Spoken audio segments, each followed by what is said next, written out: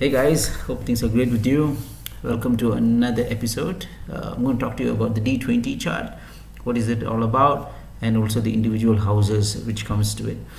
So, quite simply, the D20 is the house of spiritual excellence or spiritual progress. Right? It gives you these details about how a person can lead into spirituality. Right? So one may ask, is this important, or is this only it's for the people who are interested in spirituality or those who are pretty much old, right? There's nothing much to do in themselves, so they look into these avenues. Well, here's the thing, right? According to the Vedas, if we align ourselves to dharma, and of course dharma encapsulates spirituality, you are spiritual, we are all spiritual beings, right?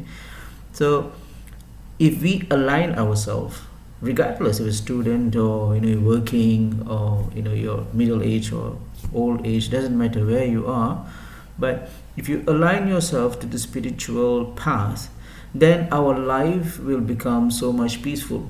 So when someone is at a peaceful state of mind, right, they would be benefited with all the goodness, right? So not only your spiritual path will be progressing, but materialistically, alongside your material life, your if you're a student, then your studies; if you're a grahasta, then your family, money, whatnot. All the materialistic avenues will also align because you are on the path of righteousness, right? So now spiritual path, or going or thinking or performing spiritual practices like sadhanas and all that is the right way to go, which is why the Hindu dharma, the tenets are very clear: dharma, artha, kama, moksha, like these four pillars, right? If we abide and if we adhere to its principles, then our life will be that much happier, right? More content. Happy is just a marketing word, I guess. Contentment, right? Happy within, that's more important. So once again, why spiritual is important? Because it aligns with your materialistic life and it further improves everything. So not only you'll be in a state of understanding, self-realization, and dharma, but money and wealth and all that will also increase. Health and all that will also side by side it will happen. So it strikes a beautiful balance, which is why the spiritual endeavors is very, very important. So the chart which is responsible for this is the Vimsamsa, the 20th division, D20. So I'm going to lay down all the 12 houses, what are its significance, and so that you could also, if you have a client who comes to you, or you're simply curious whether whether you are spiritual enough or not, then this is the chart for you to look at. So the first house, like any other thing, it encapsulates the whole chart. All right, the first house is the Lagna in the D20, shows if you would actually reach sanctity, right, moksha, a state of self-realization, then you check the first house. The second house is to find your Kula Devata. So this, I think I talked about Ishta Devata a long time ago. This Ishta Devata rules the Jivan Muktamsa house, where it gives us a guide, a guardian angel, right? The Ishta Devata is a guardian angel which will make us understand and realize our spiritual path, right? The Ishta Devata. The Kula Devata has also the same function. Okay, the Kula Devata is more this Ishta Devata, Kula Devata and Gramya Devata is three different devatas. So we should know who are our guardian angels. These guardian angels are closer than God. Okay, you can think about like that. They, when you call them and you really, in your heart, that you have a big problem, you don't know what to do about it, in your heart, if you just wish for them, they will come. It's just like the genie, right? But all that is true, right? All that is very, very true. In my life personally, it has helped me many times, many times. So you must know your Ishta Devata, Kula Devata and Gramya Devata. If you don't, then Ishta Devata can be easily identified in your D9. Gramya Devata and Kula Devata will be in your D20, the Vimsamsa which we were talking about. So you can find your Kula Devata here in the second house. The third house is about I would say Upadesam. Upadesam means sermons and preaching, but in the form of writing. So if you are interested not to become a yogi, but you're interested to to write books and to to teach people and stuff like that, then the third house shows about that, the D20, in the D20. The fourth house is the house of Gramya Devata, right? It's one of the three guardian angels. We can show you details on who is your Gramya Devata. So if you focus yourself in invest yourself in understanding and learning who your Gramya Devata, Kula Devata, Ishta Devata, then your life will significantly improve. This is not just imaginary saying, this is for real. Okay. Now the fifth house is the house that shows what are our